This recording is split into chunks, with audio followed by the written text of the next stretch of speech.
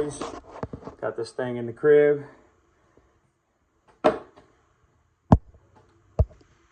About to throw on some 3M. I don't know what that tape is, but it's chrome tape to me. But I think it's just for like duct work and stuff. So what I'm going to do is I'm going to use that to apply to the back. So when I fill these holes in that we will no longer be using, I'll have a backing support. So, and it won't stick to this stuff, hopefully. So, yeah, guys, just gonna get that taped up on the back side, and then we're gonna get ready to fill this. Not sure if I'm gonna fill it with plastic, JB Weld, or fiberglass resin. Haven't made that decision yet. I haven't decided quite yet how I want to do these new existing holes. But yeah, I'm debating on how to do these holes exactly. I reached out to my cousin out in Phoenix. Reached out to my cousin Bebe and asked him if he's got another idea, because this idea of using this plastic, I've always had it ever since I had to kind of get rid of it when I went to the RBC from the original OEM K20A Type R manifold. So I've always hated that I couldn't use it. And now that I've got the time, Chosen's in the paint shop, I'm over here in Vinton. So this is just something I'm kind of trying to come up with. Now I know, guys, I can buy this cover for a K20Z3, I believe, and it will bolt directly up, and I can use the brackets and all that. It'll bolt directly up to the RBC, but I don't want to spend no money, and I want to use my OEM Jdm Type R one, guys. You know, JDM, especially Type R stuff, to me is like gold. I really a lover of the Type R motor, but yeah, guys. Yeah, I'm just gonna get this done, and I'm gonna quit rambling here, and I'll be right back with y'all.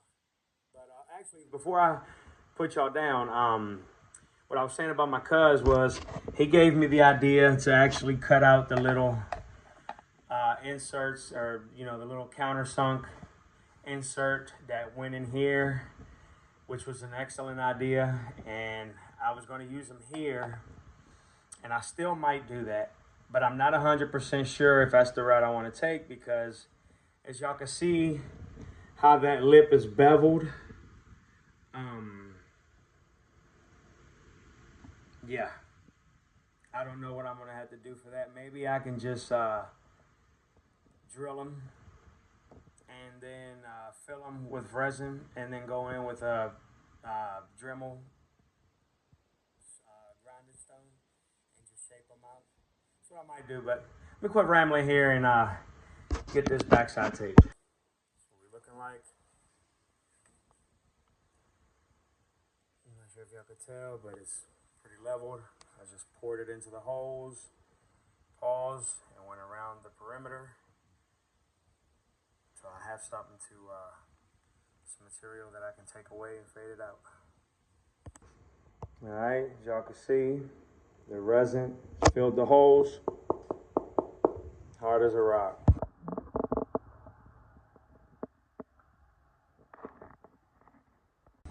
All right, boys, you see it out here on the porch, messing with this thing. The next day, it's gonna be a long process here, guys. So it's gonna be different days broken up, but as you can see, it's dried on the inside.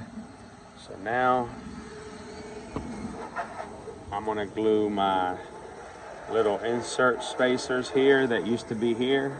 I'm gonna glue them here after I get all this cleaned up and, you know, get greased and cleaned up really good to make sure we get good adhesion.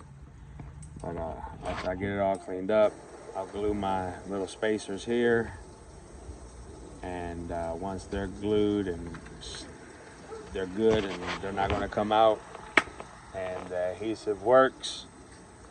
But yeah, guys, once I get my spacers glued on the back here, I'm gonna go ahead and once they're good and dry, and I know it bonded really well with the plastic, I'm gonna go ahead and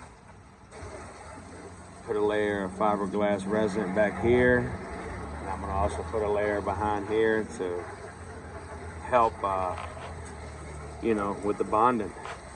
I mean, this stuff is solid, guys. So, yeah, boys, it's the progress. All right, guys, so now my last steps, finishing touches.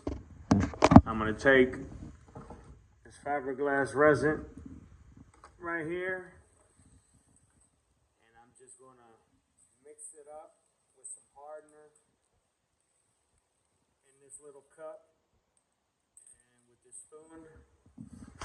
And what I'm gonna do is I'm just gonna basically pour the fiberglass resin, I'm just gonna pour it over these holes where you see in there that gray, that's Honda Bond.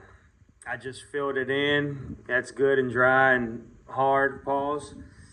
So now what I want to do is I just, for good measures, I just want to take, like I said, some fiberglass resin and just pour it over this ledge.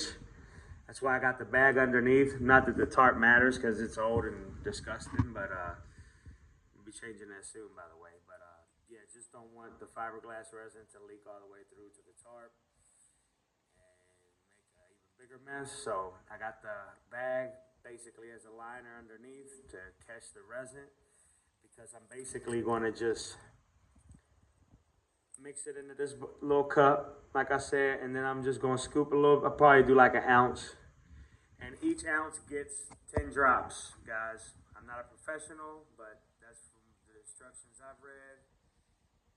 It's 10 drops an ounce, I believe, if I'm not mistaken. Don't quote me on that formula, but so anyways, like I was saying, I'm taking forever to say this and get this out, but yeah, I'm going to take and just basically scoop a little bit onto my spoon and just pour it over the ledge there and let it go down, and then I'm going to let it dry, and then that's going to give me this tapered edge that I'm looking for. So yeah, guys, we'll get this mixed up and be right back at it.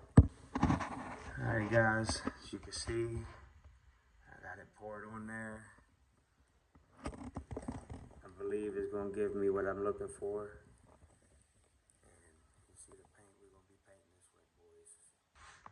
All right, guys, I hit it with some Bulldog adhesion promoter.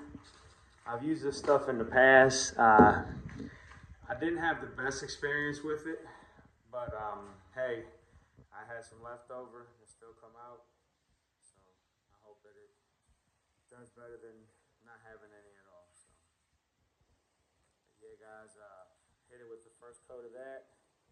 It's already starting to look dry, so give it a couple more minutes, and I'm gonna hit it with a second coat. Then I'm gonna go in with some etching primer, and then after the etching primer, we're gonna go in with the regular primer, and then the engine paint.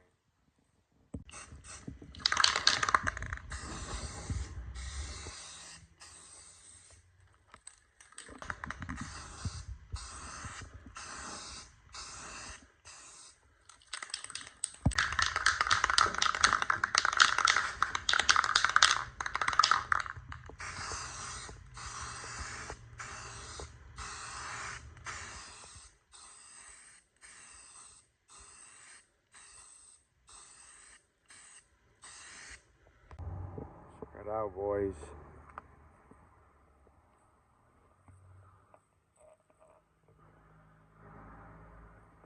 Not perfect, but I'm happy with it. Just waiting on my new badge Type R badge is coming in. It's only like $10. Had to take the old one off.